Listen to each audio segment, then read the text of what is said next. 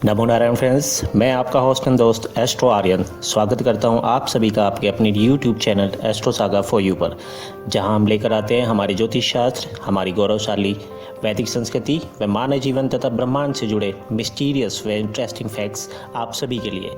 सो आइए बिना देरी किए शुरू करते हैं आज की इस वीडियो को।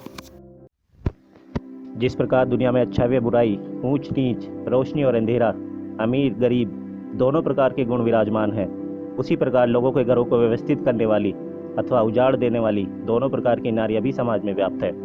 अब यह निर्णय मनुष्य के ऊपर है कि कैसे वो इन नारियों में भेद करके पहचान करके सुलक्षणा नारी का चुनाव करके अपने घर व जीवन को सुरक्षित व समृद्ध करे।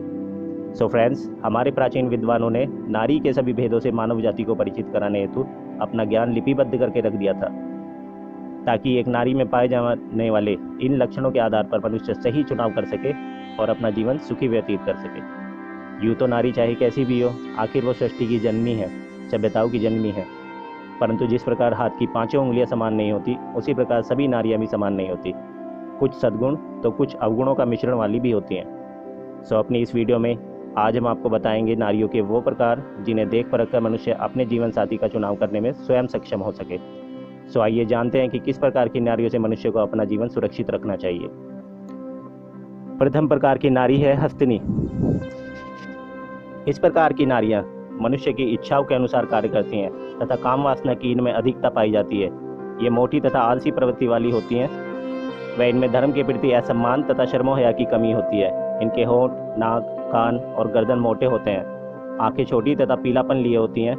मुख्यतः होंठ मोटे तथा बड़े होते हैं तथा इनकी चाल हथनी के समान होती है।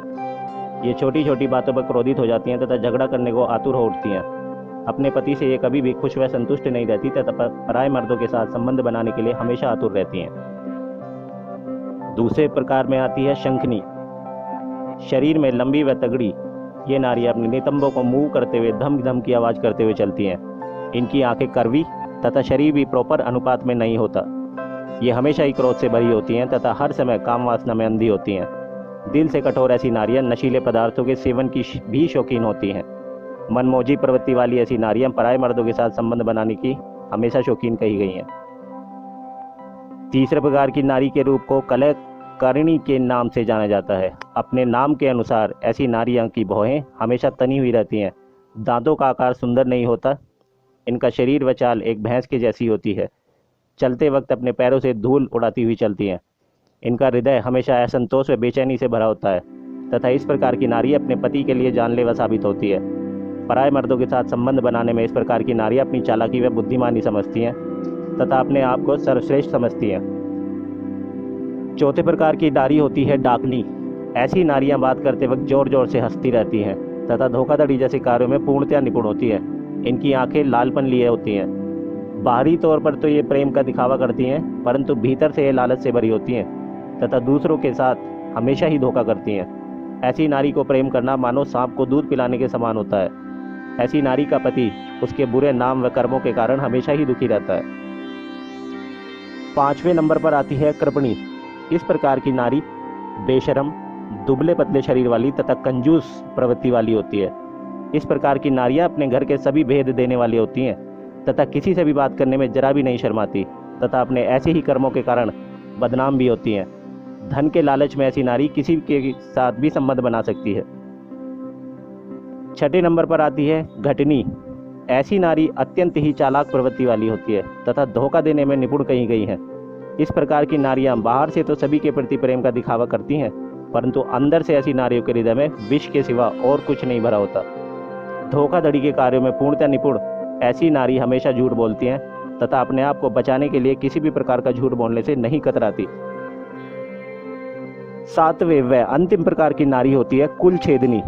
अपने नाम के अनुसार ऐसी नारियां जिस किसी भी घर में जाती हैं उस घर को कंगाल व बर्बाद कर देती हैं। ऐसी नारी में पाप करने की जन्मजात प्रवृत्ति होती है तथा अपने पति को यथासंभव धोखा देती हैं। मनमोजी तथा पापी प्रवृत्ति वाली ऐसी नारी कभी भी अपने माता पिता, भाई बहन, ससुराल पक्ष व अपने पति के सम्मान की परवाह तक नहीं करती तथा अपने स्वार्थ को साधने के लिए किसी भी हद तक जा सकती हैं।